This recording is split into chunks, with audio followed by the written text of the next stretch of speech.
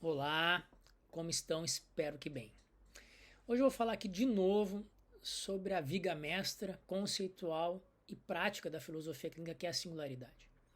Muito eu já falei sobre ela em outros vídeos, em textos, nos livros que eu publiquei, tanto de antipsiquiatria quanto do Ser Terapeuta em Filosofia Clínica, que estão na Amazon, aí no Kindle Amazon, em artigos, nas revistas da Casa da Filosofia Clínica, no blog da Hipoqué, mas eu vou tentar trazer hoje a singularidade através de uma outra perspectiva.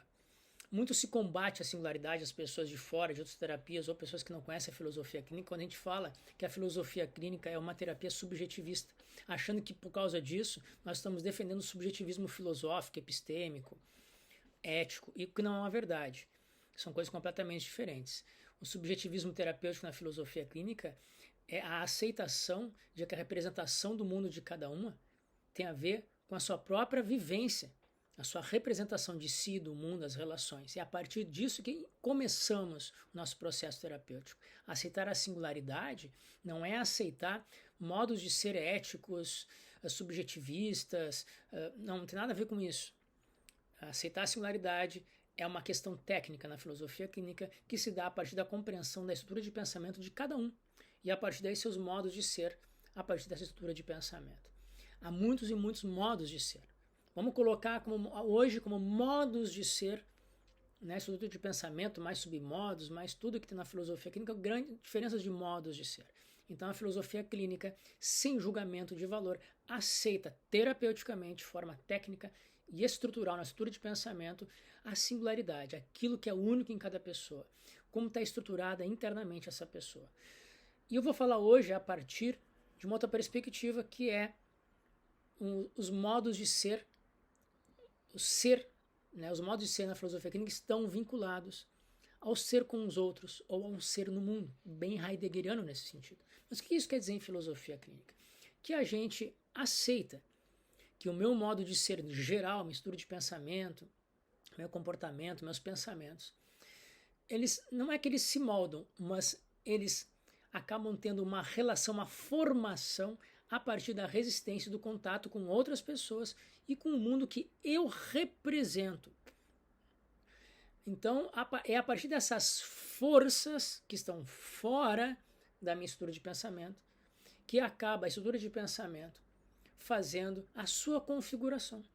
Os seus modos de ser estão totalmente vinculados a forças exteriores, digamos assim, que são que a partir da minha representação dessas forças exteriores, que são os modos de ser de outras pessoas, que são o sistema de valores de outras pessoas, de outras culturas, da minha família, do meu bairro, da minha cidade, do meu país, do que seja, do que eu leio, do que eu assisto, do que eu ouço.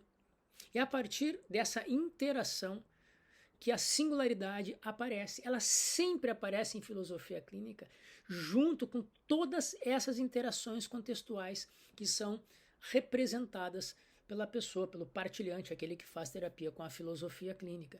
Nós não concebemos o sujeito, o indivíduo, a estrutura de pensamento como algo isolado do seu meio, para depois colocar ele de novo ali, como faz muito psicanálise ou algumas psicologias, e muito menos a psiquiatria, que nem considera o contexto mais próximo da pessoa.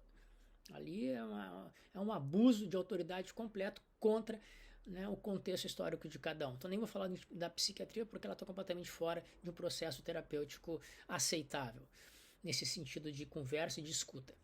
Então a filosofia clínica concebe a estrutura de pensamento como não um resultado como causa e efeito, mas como uma interação de feedback, como uma interação de retroalimentação nessa unidade complexa, mutável, dinâmica, que é a interação da estrutura de pensamento com a sua cultura, com as pessoas, com as ideias que estão nesse mundo, ou em mundos mais distantes que a pessoa usa como influências para a sua formação.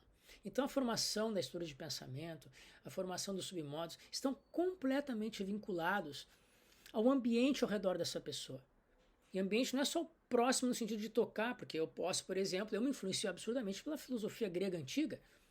Ela não existe mais e não tem como tocá-la, mas eu sou influenciado no meu mundo, na minha representação de mundo.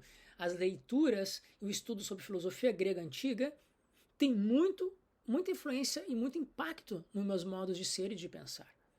Então não tem como a filosofia clínica considerar um sujeito, digamos assim, um modo de ser destacado, subjetivista, no sentido de que só conta aquilo que faz parte de mim, porque a gente percebe no processo terapêutico, e esse é o processo terapêutico da filosofia clínica, por isso os exames categoriais muito bem feitos e sempre em atividade, a gente considera o horizonte existencial, a representação que a pessoa tem do seu horizonte existencial, das suas práticas de pensamento, de ações, de interações, de feedback, de retroalimentação com o seu horizonte de influências, que são outras pessoas, que é a cultura, que são as práticas, que são os valores, pode ser a igreja, pode ser a filosofia, pode ser um clube, pode ser os amigos, que seja a família.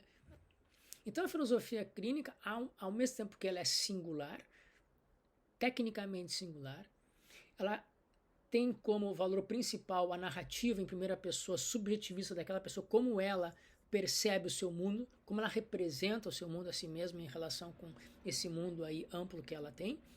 Embora a singularidade seja a viga principal da filosofia clínica, nós sempre enxergamos o outro vinculado ao seu entorno imediato que ele nos traz. Imediato no sentido de influências, pode ser coisas antigas, passadas, futuras. Então a filosofia clínica é subjetivista, tecnicamente falando, porque considera que tudo está a partir do sujeito, a compreensão dos seus comportamentos, do seu pensamento, da sua questão terapêutica, está nele, no sujeito. Mas esse sujeito está completamente vinculado às influências e às resistências e às interações do mundo que ele representa. Então defender a singularidade não é defender o individualismo, nem o subjetivismo, nem o tudo pode, nem qualquer modo de ser válido socialmente. Não é isso, são coisas completamente diferentes. Já falei isso em outros vídeos, procurem aí no canal outros vídeos que tem sobre singularidade ou subjetivismo, que eu já falei e também escrevi no blog, vou colocar ali no blog, né, e também na revista Casa da Filosofia Clínica, assuntos sobre, não só eu, muitas pessoas escreveram sobre singularidade e filosofia clínica, Miguel Ângelo Caruso, Hélio Strasburger, e alguns que tentam explicar a singularidade se enrolam mais e às vezes parece que dão mais ênfase a essas questões filosóficas subjetivistas do que a singularidade em filosofia clínica, que é um aspecto técnico-terapêutico. Nada a ver com as questões filosóficas, são super importantes, que eu também gosto de pesquisar, mas não tem nada a ver com o processo terapêutico da filosofia clínica.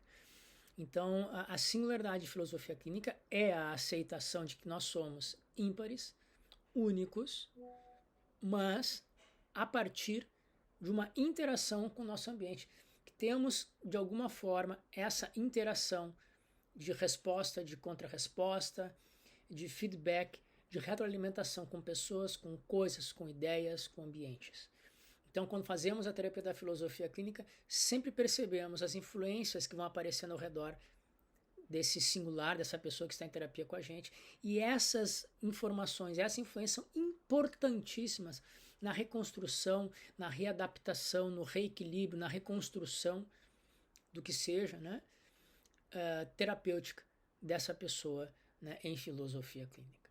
Então, hoje é um recado muito curto, né, a respeito da singularidade, mas creio que é importante salientar.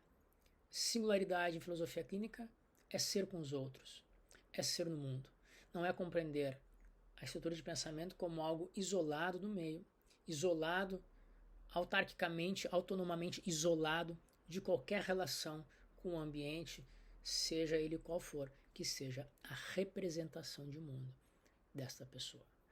Bom, se querem que, né, mais questões sobre singularidade, coloquem nos comentários, ponham sugestões, críticas, perguntas, que a partir do interesse de vocês eu vou trazendo aqui mais vídeos sobre filosofia clínica. E se gostaram desse, compartilhem, comentem, né, e se inscrevam no canal para receberem aí as atualizações. Também podem se inscrever no grupo de WhatsApp da filosofia clínica, da Época Filosofia Clínica, que está sempre nos comentários aqui embaixo do vídeo.